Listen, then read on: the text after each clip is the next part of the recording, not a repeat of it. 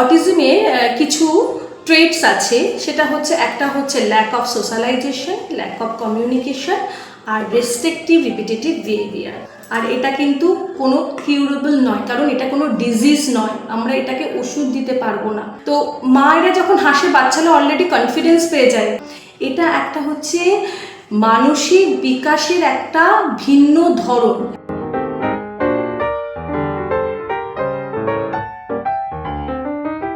বাড়িতে আপনারা বাচ্চাদের কিভাবে রাখবেন বা কিভাবে আপনারা তাদের কাজ করাবেন। আমি অটিজমে কিছু ট্রেটস আছে, সেটা হচ্ছে একটা হচ্ছে lack of socialization, lack of communication আর রেস্ট্রিকটিভ রিপিটেটিভ বিহেভিয়ার। আমি একটা কেসের মাধ্যমে খুব সহজ করে আপনাদের একটু বুঝিয়ে দিচ্ছি। আমার কাছে একটা স্টুডেন্ট আসতো, যার নাম ছিল সানভি সুরাল। সে তখন তার বয়স ছিল 3 ইয়ার্স। তো সে যখন এসেছিল, সে তার কী ছিল, তার ছিল আপনার রিপিটেটিভ রেস্ট্রিকটিভ বিহেভিয়ার কিছু ছিল। মানে সে হার্ডের কালার রেড মানে রেডই জানতো, সে সানের কালার ইয়েলো মানে ইয়েলোই, এটা অবভিয়াসলি ইয়েলো। বাট তাকে যদি বলা হতো যে লাইনটা ও সোজা আঁকতে পছন্দ করতো, ও বেঁকে আঁকবে না, ঠিক আছে। আর তার কী ছিল, কিছু স্পিচের প্রবলেম ছিল আর কমিউনিকেশনের প্রবলেম ছিল। সে কিভাবে কথা বলতে হয় সেটা জানতো না। কিভাবে কথা বলতে হয় মানে হচ্ছে যে তুমি কি আজকে খেয়েছো, ও বলতো তুমি কি আজকে খেয়েছো, খাবো খাবো খাবো খাবো খাবো খাবো খাবো খাবো, জাস্ট এইরকম তার কমিউনিকেশন স্কিল ছিল। তো প্রথমে আমি তাকে স্ট্রাকচার কিছু রুটিন তার মায়ের সঙ্গে বসে আলোচনা করি বাড়িতে। তার সেখানে স্ট্রাকচার রুটিনে প্রথমে রাখি তার সেলফ হেল্পের মধ্যে তার নিজের কাজটা নিজে করবে, যেমন হচ্ছে টিথ ব্রাশ করা, যেমন হচ্ছে নিজের খাওয়াটা নিজেকে করা, নিজের বই খাতা নিজে গোছানো। তারপরে আসি আমি ডেলি লাইফ অ্যাক্টিভিটিতে। তাকে বলি যে থালাটায় খাচ্ছে সেই থালাটা গিয়ে বেসিনে সে রেখে আসবে, বা জলের গ্লাসটা যখন তার প্রয়োজন হবে সে ওখান থেকে নিজে নিয়ে বসবে। এবং কিছু আমরা এক্সারসাইজ করি, যেহেতু অটিজম বাচ্চাদের কিছু প্রিমিটিভ রিফ্লেকশনের প্রবলেম থাকে, যেটার ফলে তারা ইন্ট্রিগেট হয় না, রিটেন হয়ে থাকে। তো আমরা কিছু যোগা বা এক্সারসাইজ দিয়ে থাকি তার ফাইন মোটর আর গ্রস মোটরটাকে ডেভেলপ করার জন্য। এবং তার সঙ্গে সর্বদা অটিস্টিক বাচ্চাদের একটা ভিজুয়াল শিডিউল দিতে হবে, যেহেতু ওদের রেস্ট্রিকটিভ ওদের একটা বিহেভিয়ার থাকে। তো ওরা তো নিয়মের পরিবর্তিত কোনো কাজ করতে চায় না, এরা রুটিন মেপে কাজ করতে তারা খুব ভালোবাসে।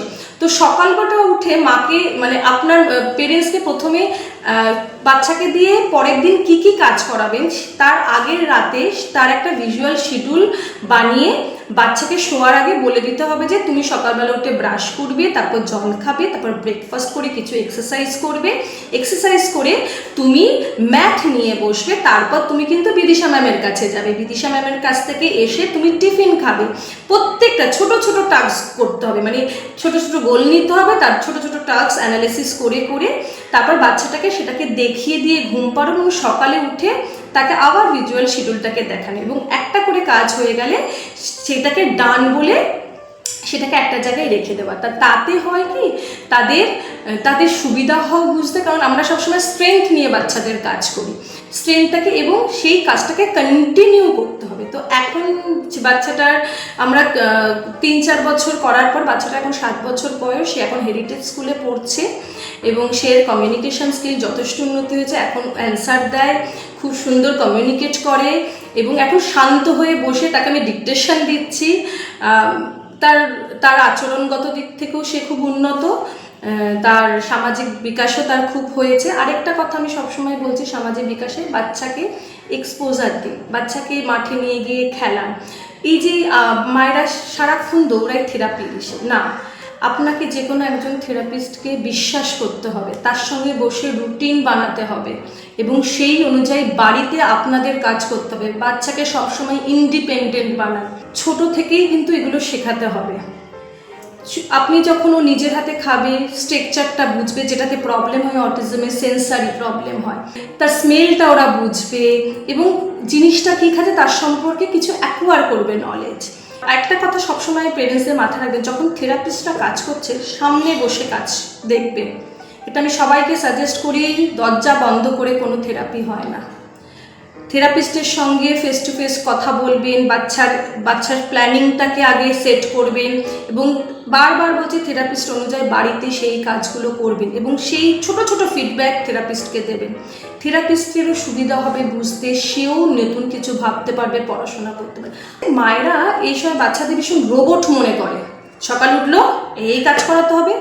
ওদের যে মি টাইমটা নিজেরাও নেয় না, মা বাবারাও না, বা পেরেন্টসরাও নেয় না, ইভেন বাচ্চাকেও দেয় না।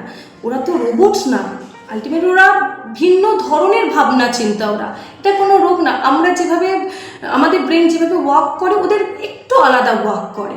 এরকম অনেক অটিস্টিক বাচ্চা আছে যারা আঁকাতে সাংঘাতিক ভালো, আমরা হাই ইন্টেলেকচুয়াল অটিজম বলি। তো সেই ক্ষেত্রে ডিপ্রেশন তখন আসে, তখন আপনাকে বুঝতে হবে যে আপনাকে ওদেরও কিছু মি টাইম দিতে হবে।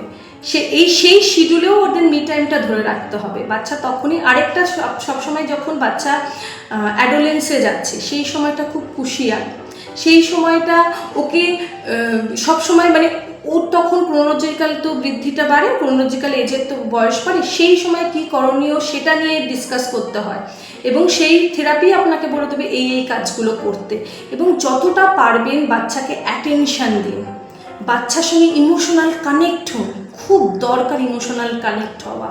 আর রিপিটেটিভ বা ক্রমাগতকে ট্রেনিং দিয়ে দিন, তাহলে কোনো বাচ্চার ডিপ্রেশন আসবে না। প্রথমে বাবা মাকে অ্যাকসেপ্ট করতে হবে। বাচ্চা যদি আপনারা ভালো চান, বিকাশ চান, সবার প্রথমে অ্যাকসেপ্ট করুন। আপনারা কেন নেবেন না সোশ্যালাইজেশন? আপনারা যদি নিজেরাই গুটিয়ে থাকেন তাহলে সোশ্যাল দিক থেকেও আপনাদেরকে পিছিয়ে দেবে, যে তার বাবা মারাই এরকম ভাবছে তাহলে আমরা কেন ভাববো না। তো আপনারা নিয়ে যাবেন, আপনারা বলবেন হ্যাঁ আমার বাচ্চা তো, ওদের তো ব্রেনের কন্ডিশন, সবাই পারফেক্ট হয় না।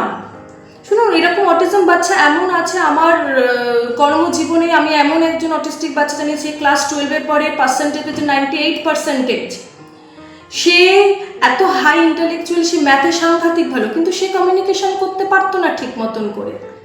তো তাকে তার মা যখন আমার কাছে এলো যে শুধু পড়াশোনা, আমি বললাম যে আপনি সোশ্যাল করুন। আমি তারপর তার সঙ্গে 1-to-1 গল্প করা, শেয়ার করা, কবিতা লেখা, আমি কিছু কবিতা লিখে ওকে বলতাম দেখ তো তুই ঠিক আছে। তো আমাদের মধ্যে এতটাই কানেকশন হয়ে গেছে, আমি ছেড়ে দেওয়ার পরও ও এখনও পর্যন্ত আমার সঙ্গে কন্ট্যাক্ট রাখে এবং এখনও ছোটো ছোটো গল্প পাঠায়। এবং ইভেন ওর বাবা বলছে ম্যাম এখনও কথা বলছে গিয়ে, তার 16 years old, যে এবারে ও সিবিএসসির এইচএসে বসেছে এবং সায়েন্স নিয়ে পড়াশোনা করছে, ম্যাথে তুখা, মানে ম্যাথে ওকে আনবিটেবল, কেউ বিট করতে পারবে না। এরকম চেষ্টা করবেন যে গ্রুপে, এই বাচ্চাদের একটা গ্রুপ থাকে, সেগুলোর সঙ্গে অ্যাসোসিয়েট হওয়ার চেষ্টা করুন। আমি আমার ইনস্টিটিউটে সবসময় একটা কর্নার রেখেছি পেরেন্টসদের জন্য, যে সব পেরেন্টসরা ওখানে বসবে। আমরা পেরেন্টসদের মধ্যে চেষ্টা করি যে একটা পিকনিক অ্যারেঞ্জ করা। ইভেন আমাদের কয়েকটা ইভেন্ট হয়েছে যেখানে আমরা হোলি সেলিব্রেশনে পেরেন্টসদের খেলা রেখেছি এবং তারা ভীষণ এনজয় করেছে।